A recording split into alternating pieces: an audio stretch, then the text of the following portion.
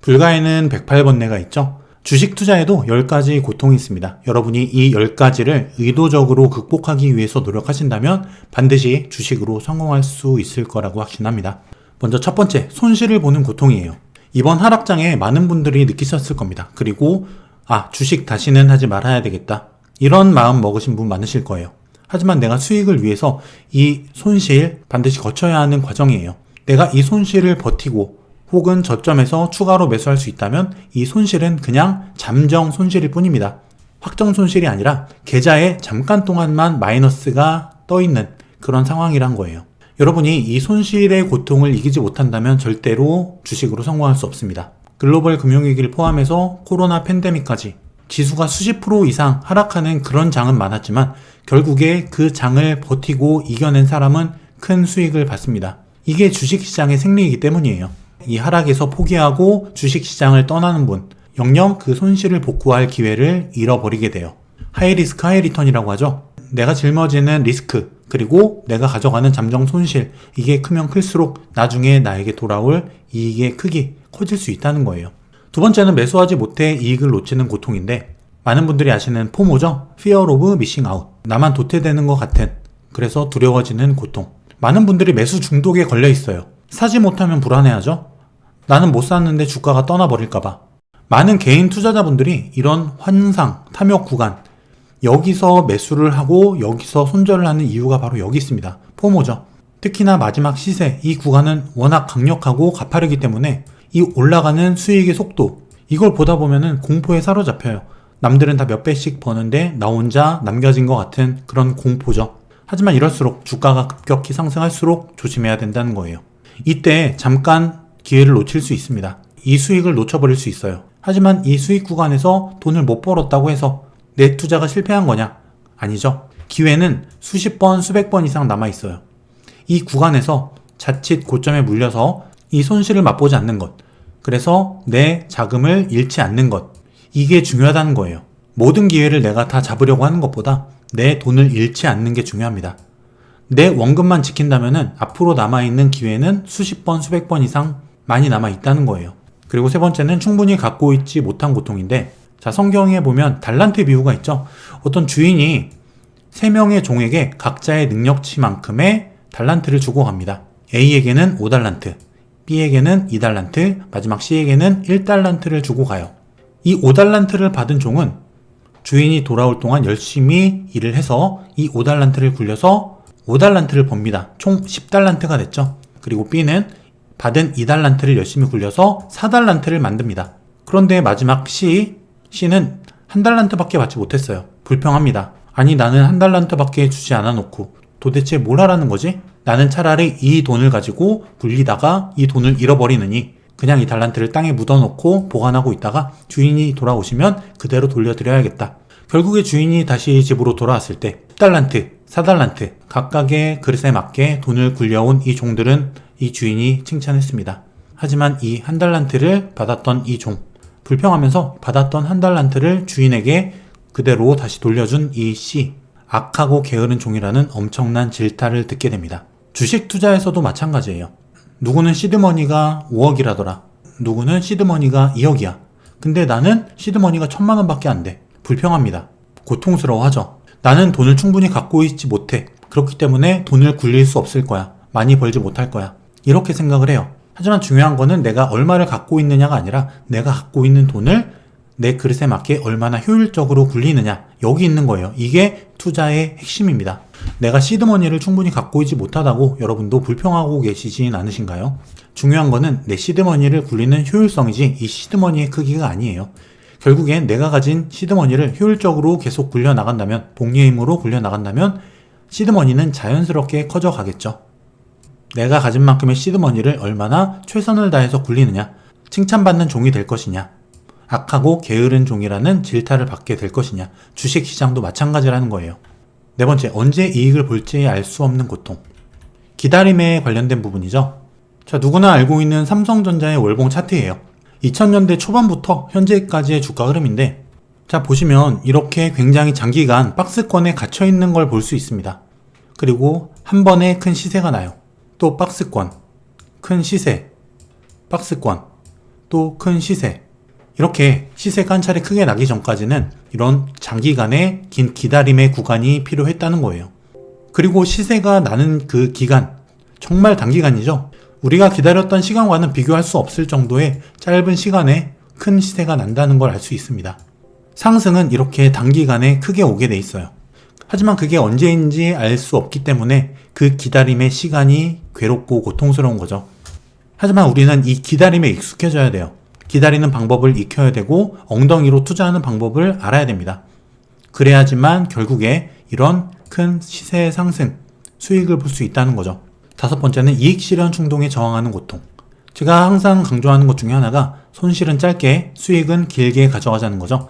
근데 보통 반대로 해요. 손실이 나면은 손절을 못하고 계속 물을 탑니다. 특히 윗부분에서 물을 많이 타기 때문에 주가가 많이 빠졌을 경우 손실폭은 어마어마하게 눈덩이처럼 불어나요. 반대로 주가가 상승하는 경우 한 5%, 7% 올랐으니까 많이 먹었다. 익절합니다. 결국 그 주식은 100%, 200% 날아가죠. 결국 내 본전 심리 때문에 손절하지 못하는 이 습관, 그리고 이익을 길게 가져가지 못하는 이 조급함, 빨리 이익을 확정시키고자 하는 그 욕심, 조급함이 부른 참사죠.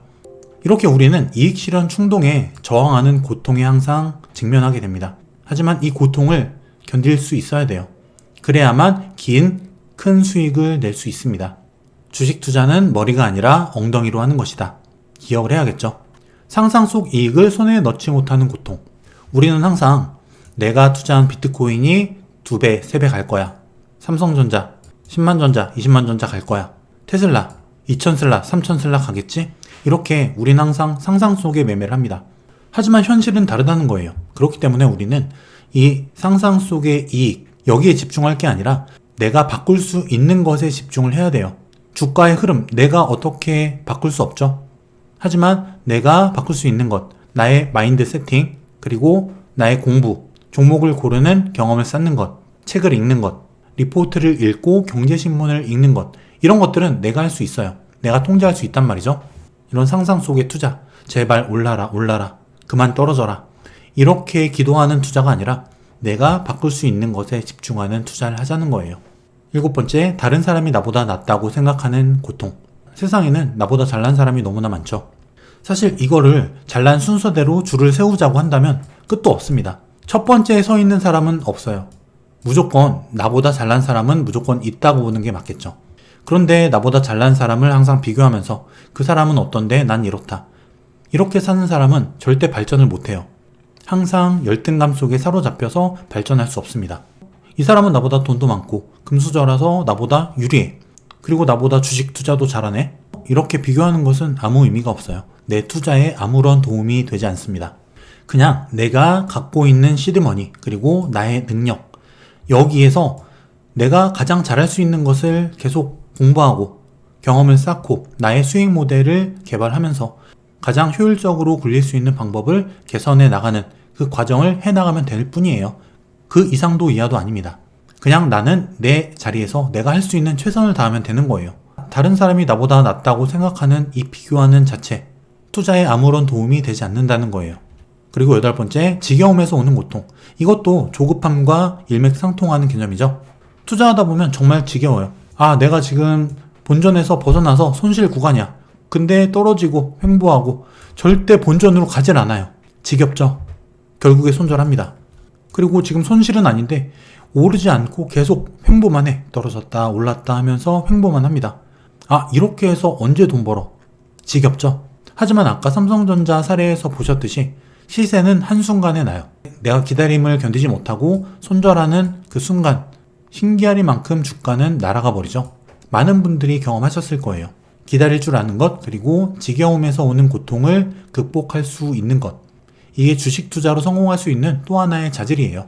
9번째, 끊임없이 공부해야 한다는 고통. 사실 주식 투자 공부라는 게 쉽지 않죠.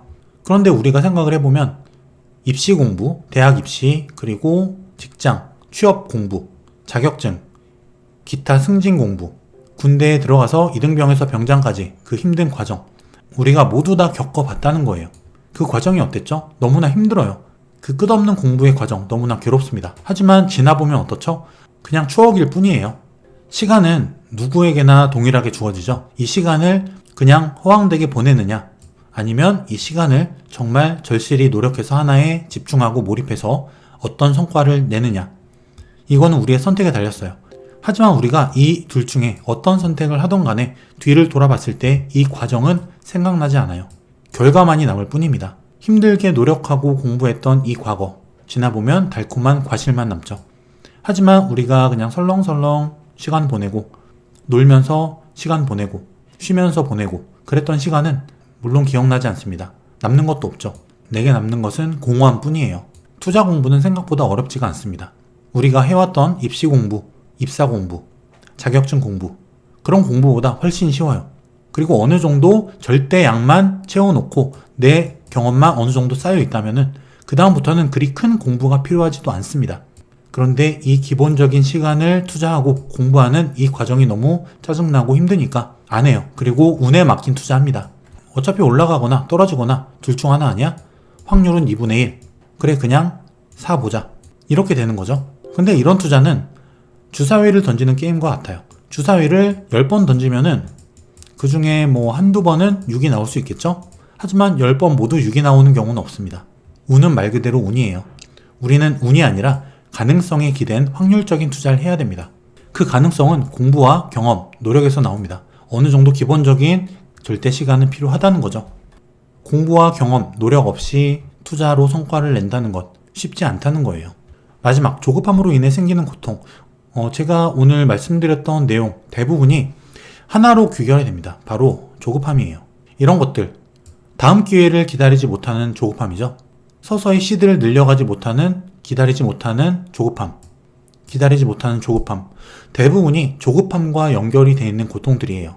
주식 투자에서 우리가 이 조급함만 다스릴 수 있다면 굉장히 승률을 높일 수가 있어요. 저도 항상 이 조급함과 싸웁니다. 주가가 내가 원하던 자리까지 오지 않고 그냥 날아가 버렸어. 지금이라도 사야 될까? 끊임없이 고민하죠. 지금 사도 지금보다 더 많이 올라갈 수 있을 거야. 나 스스로를 위안을 하면서 고점에서 삽니다. 하지만 주가는 떨어져요. 기다리지 못한 그 대가를 치르는 거죠. 또 이 조급함은 내가 가진 현금을 조금만 손실이 나더라도 바로 물을 타버리는, 단기간에 물을 타버리는 이런 우를 범하게 만듭니다. 그리고 나서 주가는 큰 폭으로 더 추가로 빠지죠. 내 모든 현금을 다 물을 타고 추가 매수를 해야 된다는 이 조급함. 이 조급함 때문에 추가적으로 주가가 더 빠졌을 때 바닥에서는 살 돈이 없는 거예요. 내 전 재산이 지금 주식에 다 물려 있다 라고 한다면 여러분들은 조급함을 한번 의심을 해보셔야 돼요. 내가 조급해하는 투자를 하고 있는 건 아닌가. 오늘 말씀드린 이 10가지를 여러분이 잘 곰곰이 생각을 해보시고 내가 과연 이 중에서 몇 개라도 해당이 된다고 한다면은 그 조급한 행동을 버리기 위해서 마인드 세팅을 한번 다시 해보시길 바랄게요. 제가 생각하는 주식 투자는 어느 정도의 기법적인 부분도 필요해요. 하지만 정말 중요한 거는 기법보다는 마인드, 나의 투자 원칙, 내 심리, 본능, 조급함, 이걸 다스리는 그 자체에 있습니다. 기법보다는 신법이라는 거죠. 어떻게 보면 나 자신을 수양해 나가는 하나의 수행의 과정이라고 할까? 투자도 어떻게 보면은 그런 수행의 과정과 닮아 있습니다. 여러분들은 이 10가지의 고통, 내가 잘 극복하고 있는지 항상 새겨보시면서 나의 마인드와 심리 다스릴 수 있는 여러분이 되시길 바랄게요. 내 본능과 심리를 다스릴 수 있는 투자자가 되시길 바라겠습니다.